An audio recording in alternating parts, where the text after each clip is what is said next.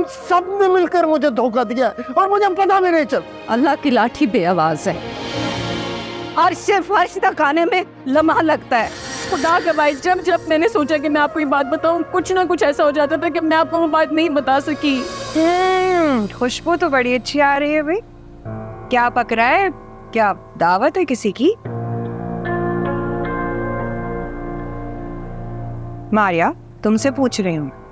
दावत नहीं है, सिर्फ मेरे अम्मी और भाई यहाँ पर खाने के लिए आ रहे हैं और कुछ नहीं। ये कहूँ ना कि मैके वालों के लिए एहतमाम किया जा रहा है। मुझे ना आपसे कोई बात ही नहीं करनी है। आपने जिस तरह मुझ पे अम्मी के सामने इल्जामात लगाए ना, मैं तो कुछ नहीं कर सकती, लेकिन खुदा उस चीज़ का आपसे ज़रूर बदला लेंगे। आपने तो अम्मी के सामने मुझे शर्मिंदा करके रख दिया है। तो बद्दुआ दे रही हो तुम मुझे?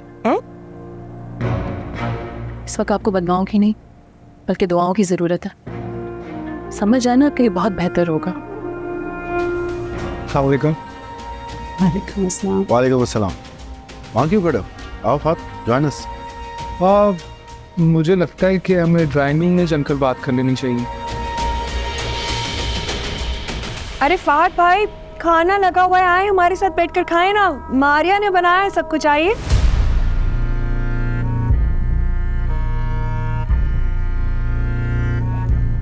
नहीं, मैं खाना खाकर आया हूँ। मेरा ख्याल है थोड़ा अनकंफर्टेबल हो रहा है। ठीक है, हम ड्राइंग रूम में चल। ये अनकंफर्टेबल क्यों होगा? फहद इन लोगों के लिए कोई गैर थोड़ी है।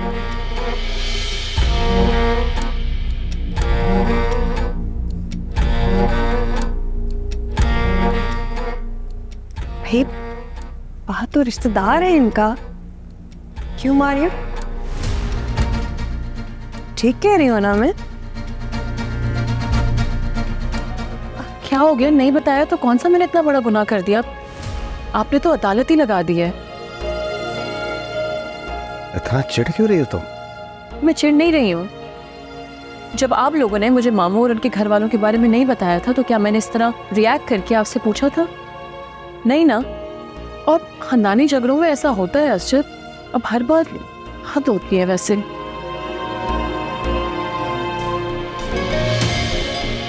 आहत समझने की जरूरत मुझे नहीं बल्कि तुम्हें है। तुम एक बार मेरी जिंदगी बर्बाद कर चुके हो, लेकिन अब फिर से नहीं। खुदा के लिए मेरा पीछा छोड़ दो और मेरी जिंदगी से कहीं दूर चले जाओ तुम। मगर मारिया, मारिया, मारिया।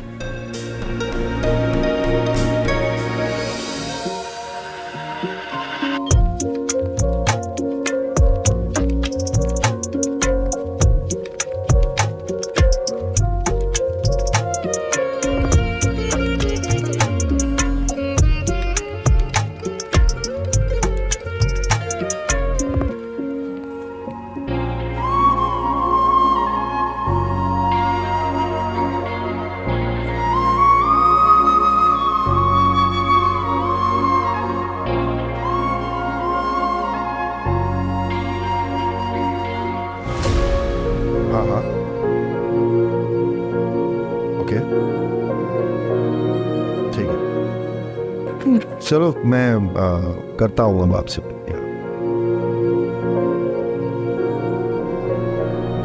तुम जैसा खुदगर्ज इंसान मैंने आज तक नहीं देखा। अब मैंने क्या कर दिया? तुम्हें नहीं पता तुमने क्या किया? अच्छा बस, अब नताशा के बाप की मौत की जिम्मेदारी ना मेरे सर मत डालना भाई। अल्लाह में आकी मर्जी, जिसकी जिंदगी जितनी लिखी हो। अब मेरे इसमें क्या कसूर है भाई? सुन रही हैं आप अपनी बेटी की बातें? दुख नाम की चीज नहीं है इसके चेहरे पे। इसे इस बात का एहसास ही नहीं है कि नताशा के डैड इसकी वजह से अस्पताल गए और यहाँ बैठी इत्मीनान से खाना खा रही। तो क्या करूं अब मैं? फौतगी उनके घर पे हुई है, खुदा ना खास्ता हमारे घर तो नहीं कि खाना पीना छोड़ के बैठ जाऊं मैं अपनी नस्ल नहीं खराब कर सकता। नहीं औकात में रहो तुम इंतजार। मैं क्या नस्ल खराब करूंगी तुम्हारी? हाँ, हो कौन तुम? तुम्हारी औकात क्या है? पहले इस काबिल तो बनो कि बच्चों का पेट पाल सको, इन्हें कहीं रहने के लिए रख सको। जब इस काबिल बन जाओ ना, तो सोचना बच्चे ले जाने का, समझे? मामा मुझे आपके साथ नहीं रहना, मुझे बाबा के साथ रहना है। मैं भी बाबा के साथ रहूंगी। चलो बच्चों।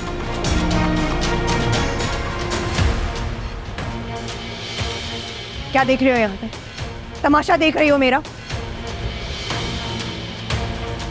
अफसोस हो रहा है आप पर मुझे। माँ चाहे जैसे भी हो अपने बच्चों से जुदा नहीं रह सकती वो।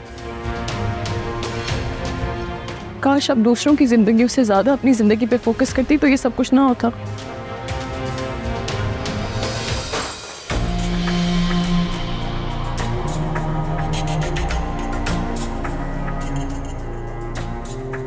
क्या हुआ? अभी से डर गई? अभी तो मैंने कुछ किया भी नहीं।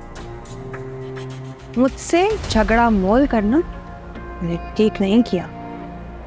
मेरे बच्चे अगर इस घर में नहीं रहेंगे ना तो याद रखना, न तुम्हें इस घर में रहने दूंगी ना तुम्हारी औलाद को, समझी? खबरदार, खबरदार अगर अपनी जबान से मेरी औलाद के बारे में एक अल्फाज भी निकाला तो जोक बनकर इस घर पर बैठ गई हो और मस्जिद के लिए वारिस क्या होगी तो?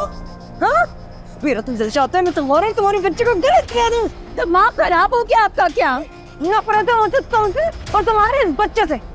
मेरे बच्चे छीनने पर मुझे लेक्चर दे रही हो? हाँ, आज बताती हो। एक माँ से जब उसके बच्चे जिंदे तो कैसा लगता है? मैं माँ दूंगी तुम्हारे बच्चे को याद नहीं दूंगी।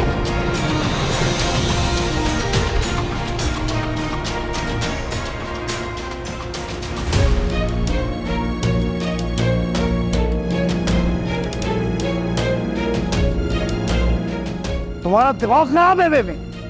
तुम्हारी हिम्मत कैसे बीमारियां को हाथ लगाने की? क्या हुआ बेबी, तुम फिर हंगामा कर रही हो? तुम्हें इससे और मेरे होने वाले बच्चे से इतनी नफरत है? मेरे प्यार और मोहब्बत का ये सिला दे रही हो तुम तो इस काबिल नहीं हो कि तुम्हारे साथ की भलाई की जाए। काबिल तो ये भी नहीं है इसके केस के साथ भलाई की जाए।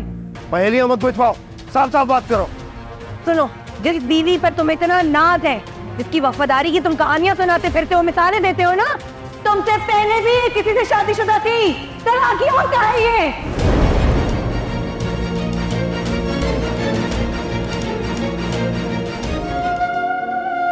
तुम सब ने मिलकर मुझे धोखा दिया और मुझे पता भी नहीं चल। तुमने, साहब ने, अम्मी ने, सब ने।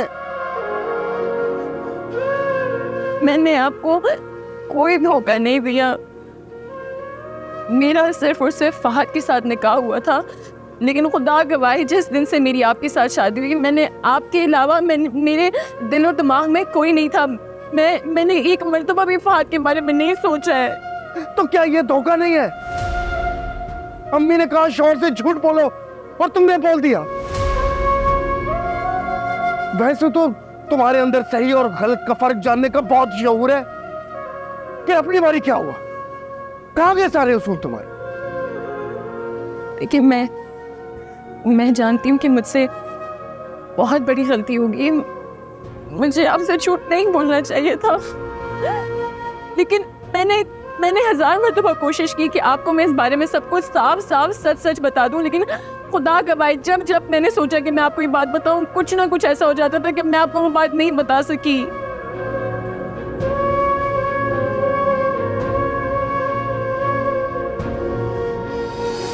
एक बात याद रखना बेबी, अल्लाह की लाठी बेआवाज है और सिर्फ फर्श तक आने में लम्हा लगता है।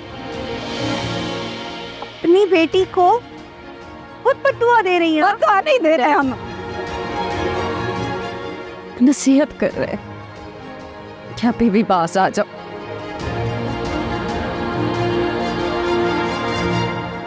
मुझे लगता है मैं बहुत बुरा हूं। मैं इसी काबिल था कि मेरे अपने मुझे धोखा दे दिया।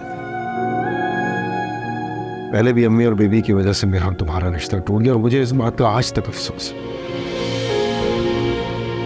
लेकिन मैं चाहता था कि सब कुछ भुलाकर मारिया के साथ एक नई जिंदगी शुरू करूं। उसे वो इज्जत दी, वो मोहब्बत दी जो उसका हक था। बदले में उसने क्या किया? मेरी मोहब्बत, मेरा मान, मेरा भरम तोड़ दिया उसने। अशद, मुझे लगता है आपको मारिया से जाके बात करनी चाहिए। उसे अपनी सफाई में कहने का एक मौका तो मिलना ही चाहिए। मैं किसी को कोई मौका नहीं देना चाहता। बहुत मौके दे दिए मैंने, बस मैं अपने हर रिश्ते के साथ मुखलिस रहा हूं। लेकिन मेरे अपने ही मुझे अपने मुफाद के लिए यूज करते रहे।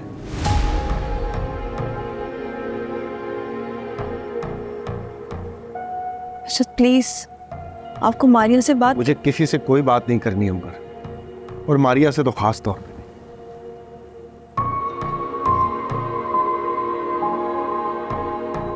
तुम प्लीज हमारे लॉयर हमीद साहब से को मुझसे आगे, मुझे जरूरी काम है कुछ उनसे।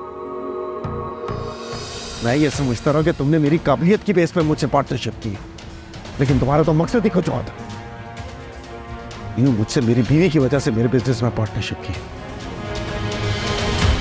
ये सब कुछ सच नहीं है, ऐसा कुछ भी नहीं है। ऐसा ही है। तुमने मुझसे पार्टनरशिप इसलिए की कि तुम्हारा मारिया के साथ ताल्लुक बना और तुम दोनों आपस में मिलते हैं।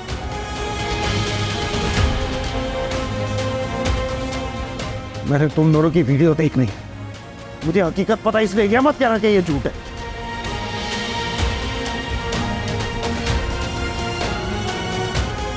तुम्हें अंदाजा है था जब एक मर्द को अपनी बीवी की बेवफाई के बारे में पता चले तो उस पर क्या गुजरती है, वो टूट जाता है अंदर से।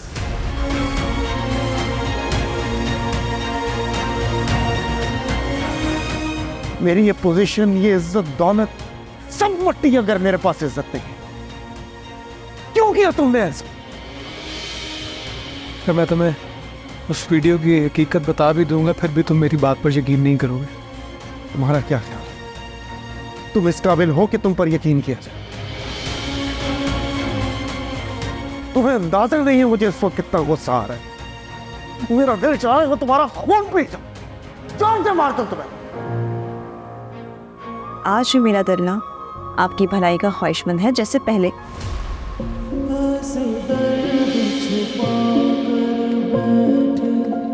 जैसे कोई ज़माना बात ऐसी रोज सुनते, जैसे कोई ताना पीड़ा दर्द। I am sorry Ambar.